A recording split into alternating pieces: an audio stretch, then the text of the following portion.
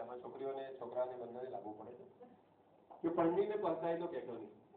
એટલે છોકરીઓ કહેતી નહીં સમજવાનું કે પરણીને પરતાય તો કહેતો નહીં, કે વાહન જો અથડાય તો કહેતો નહીં, ને હમણાં તો કહેતો છે કે પાપણ પર ઉચકી લેવું કે આ તુજે મેરી પલકો પે બિઠા, કે હમણાં તો કહેતો છે કે પાપણ પર ઉચકી લેવું, પછી માથે ચડી જાય તો કહેતો નહીં.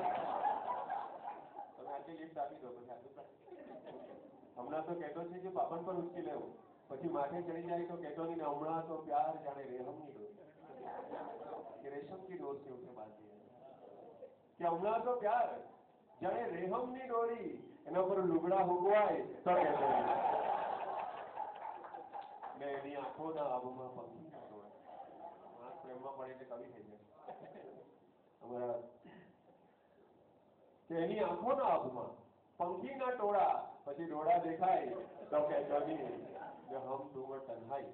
માણસ પ્રેમમાં બધું એકાંત શોધે કે હમ તુમર તન્હાઈ, બધું ઠીક મારા ભાઈ, પછી પોયરા અડાય તો કહેતો નહીં. તો આપ સૌના તત્વારે સ્પંદનનો આ કાર્યક્રમ ખરેખર સ્પંદનોથી ભરેલો રહ્યો અમારા માટે પણ. તમે થોડી કવિતાઓ લઈને, અમે તમારો ખૂબ પ્રેમ લઈને, તાળીઓ લઈને, ભરચક થઈને વિદાય થઈ રહ્યા છે. ત્યારે અમને હતું કે બીજી વાર આ લોકો કાર્યક્રમ કરશે કે કેમ, પણ મને લાગે છે કે બીજી વાર ભાગ 2 કવિ સંમેલન ભાગ 2 કરવો પડશે. નવીનભાઈ, ભાગ 2 કરવો પડશે, દર વર્ષે કરવો પડશે. હા, કાવ્ય તો 2013 એટલે 2014 કરવું જ પડશે તમારે.